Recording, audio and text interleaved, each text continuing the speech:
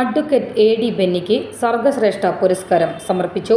വേറിട്ട മേഖലകളിലെ മികവാർന്ന പ്രവർത്തനങ്ങളെ മാനിച്ച് അഡ്വക്കേറ്റ് എ.ഡി. ബെന്നിക്ക് സർഗശ്രേഷ്ഠ പുരസ്കാരം സമർപ്പിച്ചു. Consumer protection കേരളയും ആർ.ടി.ഐ. കൗൺസിലും സംയുക്തമായി അങ്കമാലി വ്യാപാരി ഭവൻ ഹാളിൽ സംഘടിപ്പിച്ച ഉപഭോക്തൃ സംഗമത്തിൽ വെച്ചാണ് ഉന്നത വിദ്യാഭ്യാസ വകുപ്പ് മന്ത്രി റോജി എം. ജോൺ അഡ്വക്കേറ്റ് എ.ഡി. ബെന്നിക്ക് പുരസ്കാരം നൽകി ആദരിച്ചത്.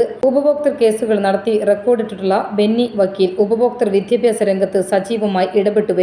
സാംസ്കാരിക രംഗത്തും ജീവകാരുണ്യ രംഗത്തും ബെന്നി വക്കീൽ സജീവമാണ്. കിഡ്നി ഫെഡറേഷൻ ഓഫ് ഇന്ത്യയുടെ സ്ഥാപക സെക്രട്ടറിയും ഇപ്പോഴത്തെ ഡയറക്ടറുമാണ്. 1000-ലധികം ലേഖനങ്ങളും വ്യത്യസ്ത വിഷയങ്ങളെ ആസ്പദമാക്കി 1000-ലധികം വീഡിയോകളും ബെന്നി വക്കീലിന്റേതായി പ്രസിദ്ധീകൃതമായിട്ടുണ്ട്.